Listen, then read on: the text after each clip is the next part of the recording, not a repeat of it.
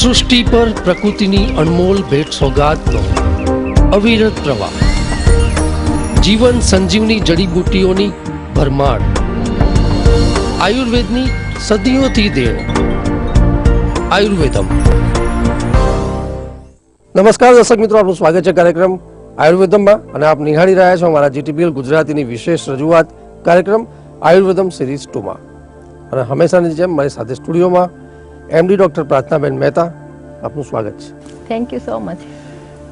દર્શક મિત્રો, દર વર્ષે જૂન મહિનામાં ત્રીજો રવિવાર એ આપણે ફાધર્સ ડેના એક પર્વથી આપણે મનાવીએ છીએ અને આ પ્રસંગ ખૂબ જ યાદગાર બની રહેતો હોય છે દરેક માટે. ત્યારે પ્રથમ આજે આપણે એપિસોડમાં વાત કરીશું આપના સ્વર્ગવાસી પિતાશ્રી રમેશભાઈ ભટ્ટ, કે જે આયુર્વેદના તાત કહેવાતા હતા અને આયુર્વેદના પરમ એમ સંશોધક કે જેમને ખૂબ જ આયુર્વેદમાં સારું નામ કર્યું. અને એમની યાદમાં આજે આપણા આયુર્વેદિક કાર્યક્રમમાં એમના જીવનની કાર્યશૈલી, એચિવમેન્ટ અને જે તમે આખી જીવનકાળ દરમિયાન તમે જે એમનાથી ઇન્સ્પાયર થયા છો એ બધી ઘણી યાદગાર વાતો કરીશું અને આપણે આ એપિસોડને આજે બિરદાવીશું. ત્યારે એ પહેલાં હું દર્શક મિત્રો થોડી ચાર પંક્તિઓ ફાધર્સ વિશે કહેવા માગું છું કે પિતા હૈ તો હૈ રોટી કપડા और मकान, पिता है तो है माँ की बिंदी और सुहाग, पिता है तो बच्चों के है सपने, पिता नन्हे परिंदों का आसमान और पिता है तो बाजार के सारे खिलौने हैं अपने. દર્શક મિત્રો, પિતા માટે ઘણું બધું કહેવાયું નથી જેટલું માતા માટે આપણે દુનિયામાં સાંભળ્યું છે, લખાયું છે. પરંતુ પિતાની જે લાગણી છે અને એમનો પ્રેમ છે એ માતા કરતાં ક્યાંય ઓછો નથી. માટે દરેક વ્યક્તિ માટે પિતા એ દુનિયાનો સૌથી શ્રેષ્ઠ કેરેક્ટર છે અને એને લઈને દર્શક મિત્રો આજે આપણે વાત કરીશું. ત્યારે પ્રાથમિક આપણી સાથે ખૂબ જ આનંદ થાય છે આજે ફાધર્સ ડે નિમિત્તે આપણા ફાધરની સ્મૃતિ આપણે સ્મૃતિમાં વાત કરીએ તો જે એમની કાર્યશૈલી, એમનું એચિવમેન્ટ અને તમે જે જીવનકાળમાં તમારા જે એમનાથી ઇન્સ્પાયર થયા, એમનું યોગદાન જે રહ્યું, એક આખા પરિચય સાથે વાત કરીએ. અશોકભાઈ, બહુ સરસ આપણે કાવ્ય રચનામાં પણ વાત કરી કે પિતા છે તો બધા ખીલોના આપણા જ છે એમ, અને ખરેખર પરમાત્માનું બીજું રૂપ એ પિતાને કહેવાતું હોય છે.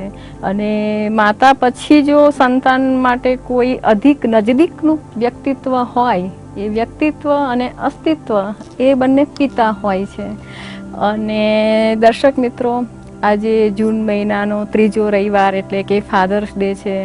તો આ સ્પેશિયલ પ્રસંગે હું મારા પરમ પૂજ્ય પિતાજી શ્રી, કે જે આયુર્વેદના પ્રખર પંડિત હતા, રસવૈદ્ય હતા, મૂર્ધન્ય નાડી વૈદ્ય અને આયુર્વેદના પરમ સંશોધક એવા પિતાજી શ્રીને હું હૃદયપૂર્વક પ્રણામ પાઠવું છું.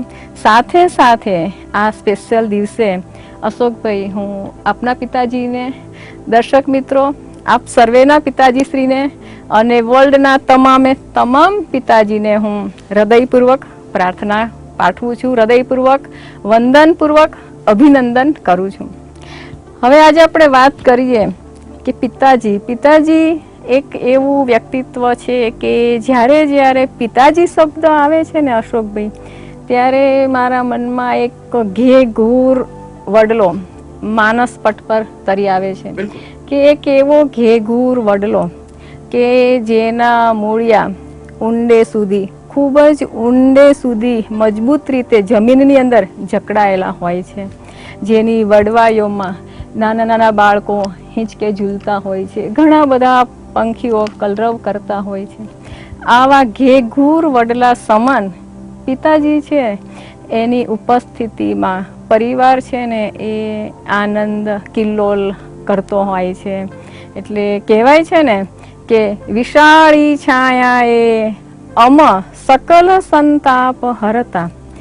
પિતાજીનું અસ્તિત્વ, પિતાજીનું વ્યક્તિત્વ એક એવું હોય છે ને કે સંતાનની પાસે એ તાપ, પરિતાપ અને સંતાપ કંઈ પણ આવવા નથી દેતા. પિતાજીની હયાતી, પિતાજીની ઉપસ્થિતિ, પિતાજીની હાજરી એ બાળકને ટાઢ, તડકા, દુઃખ દરેકથી રક્ષણ કરતું હોય છે. અને દરેક પિતા શ્રી કૃષ્ણ ભગવાને એવું કહ્યું છે કે દુનિયાના મહાભારતમાં ગીતા એવા મારા પિતા.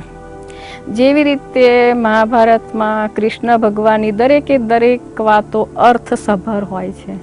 કૃષ્ણ ભગવાન જે પણ ઉપદેશ આપે એમની એક એક વાત છે ને અર્થસંગત હોય છે. એવી જ રીતે આપણા પિતાજીની વાત પણ અર્થસભર હોય, આપણને ઉપકારક હોય, ઉપયોગી થતી હોય. આજે પિતા માટે એવું પણ કહેવાયું છે કે એક છત્ર છે, એક આકાશ છે. પિતા અશોકભાઈ, એક અંકિત ત્રિવેદીનું કાવ્ય રચના મેં વાંચી હતી તો મને ખૂબ જ ગમી હતી કે કયા વિના જે શીખવાડે એવો શિક્ષક જેનામાં, એવા પિતા જીવે છે મારામાં, હું જીવું એનામાં. અંકિત ત્રિવેદીએ બહુ સરસ કહ્યું છે કે જે કશું કયા વિના જ શીખવી જાય, બાળક એનું અનુકરણ કરી કરીને મોટું થાય. અને પિતા જે છે એ સુખના દિવસો છલકાવામાં, દુઃખના આંસુ પિતા એવા મારા પિતા. આ પણ અંકિત ત્રિવેદીએ કહ્યું છે.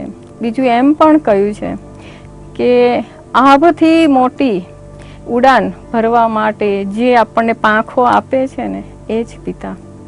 પિતા માટે તો શબ્દમાં વર્ણવવું બહુ જ અશક્ય છે. દરેકના પિતા એટલા માયાળુ, વાલના વહેતા દરિયા સમાન જ હોય છે. અને ડગલે ને પગલે બાળકને આંગળી પકડીને ચાલતા શીખડાવે, પછી હર કદમ પર પથદર્શક રહ્યા હોય, માર્ગદર્શક રહ્યા હોય. અને જીવનના ઝંઝાવાત સામે કેવી રીતે ઝઝમવું, મુસીબતો સામે કેવી રીતે બાથ ભીડવી, કપરા સંજોગો હોય, વિપરીત પરિસ્થિતિ હોય, અનૈચ્છિક ઘટના બને ત્યારે તમારે પરિસ્થિતિનો હલ કેવી રીતે કરવું, સારા નરસાનું જ્ઞાન, આ બધું છે ને પિતાજી જ કરાવતા હોય છે. અને બધું જ જ્ઞાન કંઈ પુસ્તકોમાંથી થોડું મળતું હોય છે. ઘણી બધી વસ્તુ એવી હોય છે કે મારા પિતાજીના ઘણા બધી એવી વાતો છે કે પિતાજીનું સાદગી ભર્યું જીવન, હા એમનું પરોપકારી જીવન, આ બધું ઘણું બધું શીખવી જતું હોય છે. અને હું એટલી ખુશનસીબ છું કે આવા પિતાજીની છત્ર છાયામાં મારો ઉછેર થયો છે. એક વાત મારે કહેવી છે કે દરેકના પિતા એક એવું વ્યક્તિત્વ છે કે એવું ઈચ્છે કે મારું બાળક મારા કરતા સવાયું હોય. કહેવાય છે ને કે બાપ કરતા બેટો સવાયો, કે બાપ કરતા બેટી સવાઈ. આવું જે ઈચ્છે ને એ જ પિતા હોય. બિલકુલ બિલકુલ. રાધાબેન, તમે ખૂબ સુંદર વાત કરી. થોડી આપણે એમના જીવન કાળની જો વાત કરીએ, કાર્યશૈલીની, તો રાધાબેન જે પ્રમાણે એમનું જે એક ટ્રીટમેન્ટ કરવાની સ્ટાઇલ, ચિકિત્સા પદ્ધતિ, એમની વિશેષતાઓ, અને જોયું છે કે ઘણા બધા એવા કષ્ટસાધ્ય રોગોમાં જે એમને સરળતાથી અને સફળતાથી જે સારવાર નિદાન કર્યા, તો એની કોઈ સારી વાતો કરી લઈએ. આજના સ્પેશિયલ દિવસે તો અશોકભાઈ, મારા પિતાજીની તો એટલા બધા સંસ્મરણો છે મારી પાસે કે ઘણા બધા એપિસોડ કરવા પડે. પણ આજે આપણે મેઇન વાત કરીએ તો જેમ કે મેં ઘણી વખત વાત કરી છે કે પિતાજી એક એવું વ્યક્તિત્વ છે કે નાળિયેરની કાચલી જેવું, કે ઉપરથી એકદમ કડક હોય, કઠણ હોય, અંદરથી એકદમ મધુર હોય. અને જરૂર પડે ત્યારે એ માતાની અને પિતાની બંનેની ભૂમિકા બખૂબી ભજાવી જાણતા હોય છે. ખાસ કાર્યશૈલીમાં કે મારી જે જીવન યાત્રામાં મને 2-4 એવા સરસ પ્રસંગો યાદ આવે છે તો હું સ્પેશિયલ દિવસે કહેવા માગું છું કે મારા પિતાજી એ ઓલરાઉન્ડર પણ હતા અને એટલા લાડકોડથી અમને ઉછેર્યા છે કે ક્યાંય બેટા બેટીનો ક્યાંય એમણે પક્ષપાત નથી રાખ્યો. અલબત્ત હું તો ત્યાં સુધી કહેવા માંગુ છું કે અમે લોકો 5 બેન ને 2 ભાઈ હતા, તો ભાઈઓ કરતાં અમને લોકોને પપ્પા વધારે લાડકોડ કરાવતા હતા. એટલે ખૂબ જ લાડકોડથી દીકરીને ઉછેરતા હોય. ને એક મને પ્રસંગ યાદ આવે છે કે હું ત્યારે 3જા 4થામાં ભણતી હતી અને ઓરી અછબડા નીકળ્યા હતા. એટલે પિતાજી પોતે વૈદ્ય હતા અને એમણે ઘરમાં તે ઓરી અછબડાની દવા તો પિતાજી કરતા હતા. બહુ હેવી ફીવર હતો અને બધી જગ્યાએ ઓરીમાં નીકળે ને દાણા દાણા દાણા. 3જા 4થામાં હતી એટલે મને બધું યાદ છે અક્ષરશઃ. પિતાજીએ સરસ કડવા લીમડાનું પથારીમાં કરીને એના ઉપર ચાદર પાથરીને સુવાડી દીધી. પછી રાત્રે ખૂબ તાવ આવે ને ગરમીના કારણે માર્ચ હોળી ધૂળેટી ઉપર ઓરી અછબડાની સિઝન હોય છે, ઊંઘ ના આવે એટલે અમારે જે પિતાજીનું મકાન સુરેન્દ્રનગરમાં બહુ મોટું હવેલી ટાઈપનું રમેશ ભુવન, અત્યારે પણ રમેશ ભુવન છે જ, મોટું મકાન છે પિતાજીનું. એ અત્યારે વેચી દીધું છે, પણ એ જગ્યા છે મોટું ફળિયું, એમાં મોટો જાંબુડો, એની નીચે હિંચકો બાંધેલો. હિંચકા પર પિતાજીએ ઝૂલા ઝૂલાવતા, હાલરડા ગાતા ગાતા પપ્પા અમને સુવાડતા. એટલે ક્યારેક પપ્પા માતાનો પ્રેમ પણ આપી દે, પિતાનો પ્રેમ તો ક્યારેક હોય જ. હાલરડાની 2 પંક્તિ હું ખાસ કહેવા માગું છું, મને આખી જિંદગી યાદ રહે છે કે ઘણી વખત હાલરડા માતા જ બાળક માટે ગાતી હોય એવું કહેવાતું હોય છે, પણ અમારા પિતાજી હાલરડા પણ અમારા માટે ગાયેલા છે. પપ્પાજી દીકરા દીકરીને સમાન માનતા. તો જેમ દીકરાને એમ કહે ને કે આ કુળ દીપક છે કે દીવડો છે, એમ દીકરીઓને એ દીવડી કહેતા. અમને લોકોને દીવા સમાન દીવડી કહેતા કે મારા ઘરનું અજવાળું છે. પિતાજી હાલરડું ગાતા, નીંદરડીને બોલાવે, આવે આવે આંખોમાં સમાવે, આવી જાજે આંખોમાં સમાવે, વ્યાધિ છોડી ઉપાધિ છોડી. આ હાલરડું મને અત્યારે સમજાય છે કે મારા પિતાજી વૈદ્ય હતા. બીમારીના સમયમાં પિતાજી હાલરડા સાથે સાથે ભગવાનને પ્રાર્થના પણ કરતા કે મારી લાડકવાઈ દીકરીને આધિ વ્યાધિ ઉપાધિમાંથી મુક્ત કરીને સરસ મજાની નીંદર આવી જાય. પિતાજીએ આ રીતે લાડકોડમાં સરસ રીતે કેળવણી આપી. પિતાજીની એક બહુ સરસ વાત મારે કહેવી છે અને એક સમાજમાં મેસેજ પણ આપવો છે કે હું જે વાત કરું છું 50-55 વર્ષ પહેલાંની, કે જ્યારે નાની હતી એ વખતે પિતાજી દીકરા દીકરીને સમાન માનતા હતા અને સમયને પારખીને સમયથી 7 ડગલા આગળ ચાલવું ને એમની વિશેષતા હતી. એ સમજતા હતા કે હવે જમાનો ભણતરનો આવવાનો છે અને દરેકે દરેક દીકરીઓને એમણે પોસ્ટ ગ્રેજ્યુએશન કરાવી છે, પોતાના પગભર કરી છે. ભણાવવાનો ખૂબ જ અનહદ શોખ મારા પિતાજીને રહ્યો છે. સરસ રીતે ભણાવી, કેળવણી આપી, ઘડતર આપી. પછી દીકરી તો પારકી થાપણ જ કહેવાય. પિતાજીને જ્યારે લગ્નનો પ્રસંગ આવે છે, કંકોત્રીથી માંડીને મારા ઘરમાં પહેલો જ પ્રસંગ મારો હતો. ખૂબ ધામધૂમ કરી, બધી રંગે ચંગે સરસ રીતે જાનૈયાનું વાગતા સ્વાગતા, દીકરીને શું આપવું, આખું ગામ જમાડ્યું. બહુ સરસ ધામધૂમ પિતાજીએ કરી. પણ છેલ્લે જ્યારે કન્યા વિદાયની વેળા આવે છે ને અશોકભાઈ, બહુ કપરી ઘડી છે. ઘરનો મોભી ગણાતો ભલભલો બાપ કન્યા વિદાયમાં ઢગલો થઈ જાય છે. મારા પિતાજી પણ મેં આખી જિંદગીમાં મારી વિદાય સમયે કે મારા બહેનોની કન્યા વિદાય સમયે પિતાજી ઢીલા થઈ ગયા હતા. એટલે જે કન્યા વિદાયની કપરી ઘડી, કેમ કે દીકરી અને બાળક, દીકરી અને પિતા, બાપ દીકરીનો એવો સંબંધ હોય છે ને કે ફૂલ મહી બંધ રહેતી જાણે સુગંધ. દીકરી છે ને એ પિતાજીના કાળજાનો ટુકડો હોય છે, જીગરનો ટુકડો હોય છે. બાપને એક વખત હૃદયમાં આનંદ હોય છે, હૈયામાં ઉર્મી હોય છે કે મારી લાડલી દીકરીને, મારી રાજકુમારીને બહુ જ સરસ ઘર મળ્યું, જેવું જોઈતું તેવું સરસ મજાનું સાસરું મળ્યું. આનંદના દિવસો છે, દીકરી સારા ઘરે જાય છે, એ આનંદ પણ છે. બીજી બાજુ એના કાળજાનો ટુકડો છે એની વિદાય થઈ રહી છે. એટલે આ જે કપરી ઘડી છે ને અશોકભાઈ, મને હંમેશા લગ્ન પ્રસંગમાં કન્યા વિદાયનો પ્રસંગ છે ને બહુ જ કપરો લાગે છે. અને બાપ માટે આ એક બહુ કપરી ઘડી છે કે દીકરીને જ્યારે પોતે કાળજાના ટુકડાને વિદાય કરે છે ને એ બહુ અઘરું છે. મેં એક વખત ક્યાંક વાંચ્યું હતું કે ગુજરાતી લોકો છે ને કોઈને પેન આપતા હોય ને તો એનું ઢાંકણું ખિસ્સામાં પોતાની પાસે રાખીને પેન લખવા આપે કે આપણને પેન પાછી મળી જાય. તો આ તો આપણા કાળજાનો જીગરનો ટુકડો છે. એને કન્યા વિદાય વેળાએ સાસરે મોકલવીને એ બહુ જ વસમી વેળા છે. એટલે આવા બધા જે નજર સમક્ષ પિતાજીનું આવે ને ત્યારે બહુ જ યાદ આવતા હોય છે. પિતાજી મારા ઘણા બધા નજીક રહેલા હોય છે. ઘરમાં પણ બધી આયુર્વેદિક દવા કરતા હતા. આપણે કાર્ય સમીક્ષા, એમની ગજાવર પ્રવૃત્તિઓ, અપાર કાર્યસિદ્ધિઓ વચ્ચે એમનું કાર્ય સમીક્ષા શબ્દોમાં વર્ણવવું તો બહુ અઘરું છે. છતાં પણ કોઈથી ના મટ્યા હોય એવા બધા રોગો પિતાજી મટાડતા હતા. વૈદ્ય કાકાના હુલામણા નામે લોકો એમને બોલાવતા હતા અને લોકોથી ઘેરાયેલા જ રહેતા હતા. પિતાજીને આયુર્વેદ પ્રત્યે અગાધ પ્રેમ હતો અને પિતાજી હંમેશા કહેતા કે આયુર્વેદ એ આપણી અનમોલ મૂડી છે અને આ મૂડીને વધારીએ જવું ને એ જે મારા પિતાજીનું લક્ષ્ય હતું. એ લક્ષ્યને પૂરું પાડવા માટે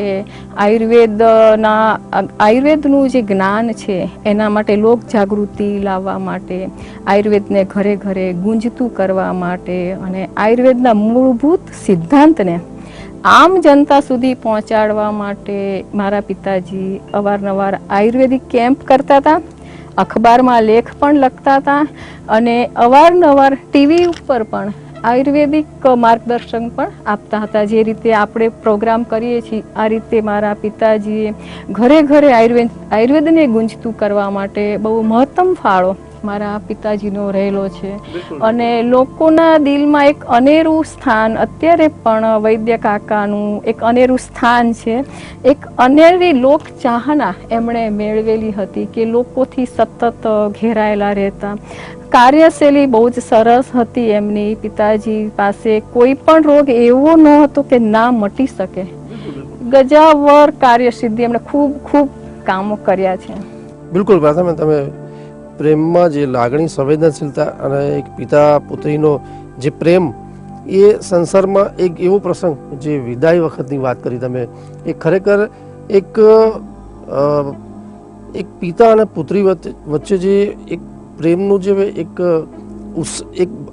ઉત્સાહભેર જે બહાર આવતું હોય છે, જે ખરેખર થોડું કરુણા ભરેલું હોય છે.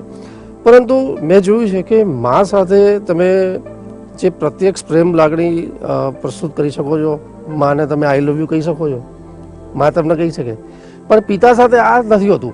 પરંતુ તમે જે આ પ્રસંગની વાત કરી જે વિદાયની, એમાં પિતા પુત્રી વચ્ચે એ પ્રેમ દેખાતો હોય છે અને એ ખરેખર ખૂબ જ સંવેદનશીલ એક પ્રસંગ છે કે કહી શકાય.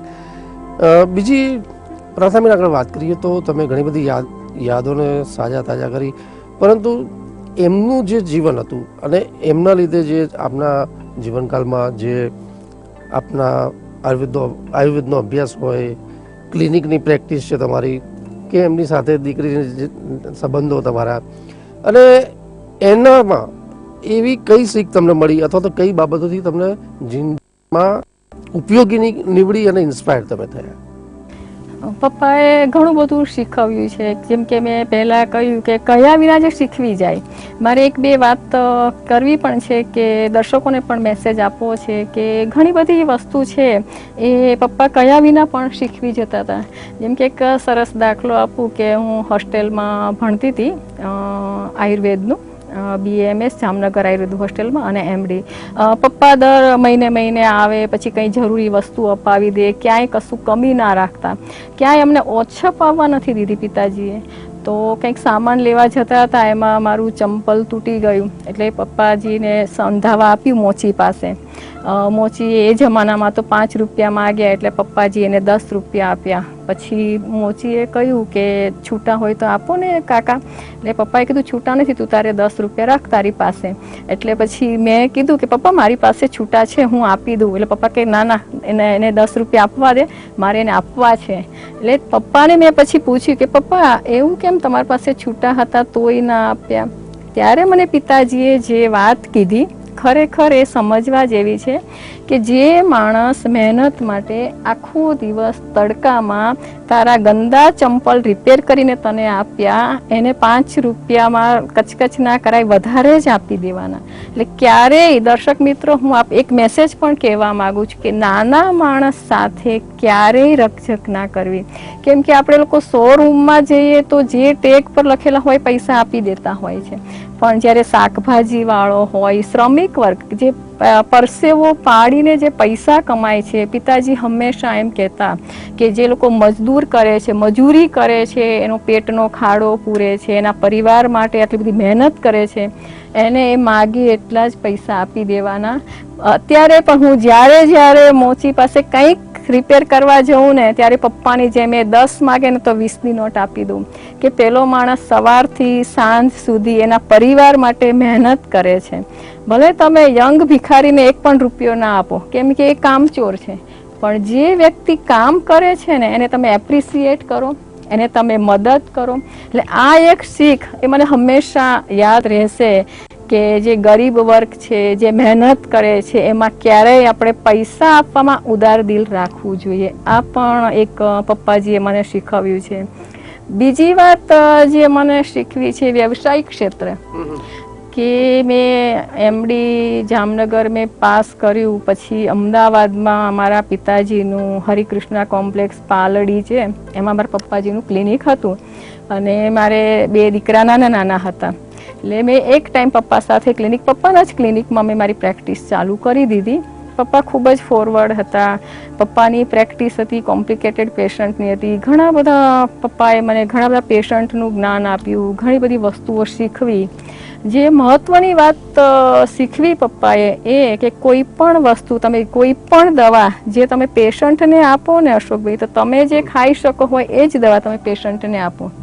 બીજી વાત એ પણ શીખવી કે અમારે પપ્પાને તો પોતાની ફાર્મસી હતી, જેમ અત્યારે મારું પ્રાયોસી બ્રાન્ડ છે એમ Italia snow, Italia cream, Italia oil એ બધું પપ્પા બનાવતા હતા. મારા પિતાજીએ જ મારું જે બ્રાન્ડ નેમ છે એ પ્રાયોસી મારા પિતાજીએ જ આપેલું છે. તો એમાં જે રો મટીરિયલ આવે ને એ બધું ફ્રેશ વાપરવાનું, ભલે થોડું કોસ્ટલી પડે પણ સારામાં સારી જડીબુટ્ટી દવામાં વાપરવાની. મેં પપ્પાની ફાર્મસીમાં પપ્પા સાથે ઘણું બધું કામ કર્યું છે, ત્યારે મેં જોયું કે પપ્પા જે દવા બનાવતા એમાં જાવંત્રી, જાયફળ, ઇલાયચી બધું પપ્પા જાતે ચેક કરતા, કંઈ પણ સડેલી વસ્તુ હોય તો ફેંકી દેતા, સારામાં સારી વસ્તુ બનાવતા, સારામાં સારી દવા બનાવતા. બધી દવાઓનો પોતે ટેસ્ટ કરતા કે કઈ દવાનું કેટલું રિઝલ્ટ છે, બધી દવાઓનું રિસર્ચ કરતા, પેશન્ટને 100% રિઝલ્ટ મળતું. બીજી એક વાત કે બધી દવાઓ જાતે ઘૂંટીને બનાવતા. સોનાના વરખ મંગાવે, પછી સોનાના વરખથી દવા ઘૂંટીને બનાવતા, ચાંદીના વરખથી દવા બનાવતા. હેમાબ્રક રસ નામની દવા છે, અત્યારે પણ પ્રાર્થના ક્લિનિકમાં મારા પિતાજીના રિસર્ચ કરેલી બધી જ દવા પ્રાર્થના ક્લિનિકમાં ઉપલબ્ધ છે. કેમ કે મેં અશોકભાઈ ઘણા બધા વર્ષો સુધી પિતાજી સાથે મેં કામ કર્યું છે. મારો જે પ્રાયોસી ઓઇન્ટમેન્ટ છે એ હું ને મારા પિતાજી, ફાર્માસિસ્ટ તો હોય જ, પણ હું ને મારા પિતાજી હંમેશા મને સાથે જ બનાવતા. મારો જે પ્રાયોસી ઓઇન્ટમેન્ટ છે એનું જે મૂળ રિસર્ચ ફોર્મ્યુલા છે એ મારા પિતાજીની દેન છે. ઘણી બધી વસ્તુઓ છે પિતાજીએ શીખવી છે. પ્રાયોસી એલોવેરા જેલ, પ્રાયોસી ઓઇલ, પ્રાયોસી શેમ્પૂ, પ્રાયોસી મલમ, પ્રાયોસી મહેંદી, પ્રાયોસી ફેસ પેક, આ બધું મારા પિતાજીનું રિસર્ચ કરેલું છે. સારામાં સારી જડીબુટ્ટી વાપરવાની, ભલે થોડી કોસ્ટલી હોય પણ વસ્તુ હંમેશા ઉત્તમ જ વાપરવી, એ મારા પિતાજીની શીખ હતી. બિલકુલ પ્રાર્થનાબેન, તમે ઘણી બધી આપણા સ્વર્ગવાસી પિતાશ્રી રમેશભાઈ ભટ્ટના વિશે આજે સારો એવો મોકો મળ્યો અને અમારા દર્શક મિત્રોને પણ જાણવાની ખરેખર એક ઇંતજારી હતી અને જ્યારે ખાસ કે જ્યારે તમારા ક્લિનિકમાં તમારા એન્ટ્રન્સ થઈએ છે ત્યારે બી તમારા બોર્ડમાં પણ તમારા લખેલું છે કે તમારા માતા પિતાશ્રી બી બંને વૈદમાં તાત આયુર્વેદમાં સારા એવા નિષ્ણાત હતા એનું, અને જે આપણા જીવનમાં જે આપ ઇન્સ્પાયર થયા અને આપના થકી અમારા કાર્યક્રમમાં આયુર્વેદમાં પણ અમારા દર્શક મિત્રો આજે લાભ લઈ રહ્યા છે, તો એ આપના પિતાશ્રીના આભારી છે. જીટીપીએલ તરફથી, મારા તરફથી આજે ફાધર્સ ડે નિમિત્તે આપણા સ્વર્ગવાસી પિતા રમેશભાઈ મારા પણ ખૂબ જ પ્રણામ. દર્શક મિત્રો, ફાધર્સ ડે જૂન મહિનાના ત્રીજા રવિવારે એટલે આજે 21 જૂને આપણે ઉજવીએ છીએ, ત્યારે આખું વર્ષ આપણે માના પ્રેમની વાત કરતા હોય છે, પરંતુ આજનો દિવસ એક એવો દિવસ કે જે પિતાના માટે આપણે જે પિતાનું યોગદાન હોય છે એની માટે આપણે યાદ કરતા હોય છે ને યાદ કરવું જોઈએ. દર્શક મિત્રો, મા બાપ એ એવા વૃક્ષની મીઠી છાયા છે કે જેનું યોગદાન અમૂલ્ય છે, એનું કર્જ ક્યારે પણ ના ઉતારી શકાય. આ ઘણી બધી બાબતો જીવનમાં ઉતારી લેવા જેવી હોય છે. દર્શક મિત્રો, આ સંદર્ભે આપના પ્રતિભાવ ચોક્કસપણે કાર્યક્રમમાં મોકલજો. અહીંયા સમયની મર્યાદા છે એટલે કાર્યક્રમ સમાપન કરીશું. નમસ્કાર. નમસ્કાર. અને લાસ્ટમાં હું એક વાત ચોક્કસ કહીશ કે આજે હું જે કાંઈ છું એ બધું શ્રેય હું મારા માતા અને પિતાને આપું છું, અને હું હંમેશા એ માગીશ કે મને હર જન્મો જન્મ આ જ માતા પિતા મને મળે. થેન્ક યુ પપ્પા.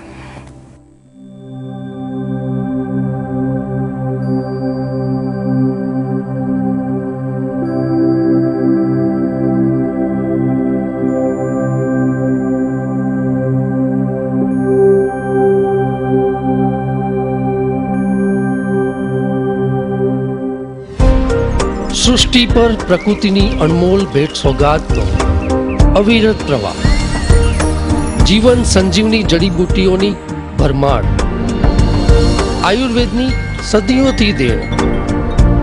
આયુર્વેદમ. આપ જોઈ રહ્યા છો જીટીપીએલ ગુજરાતી.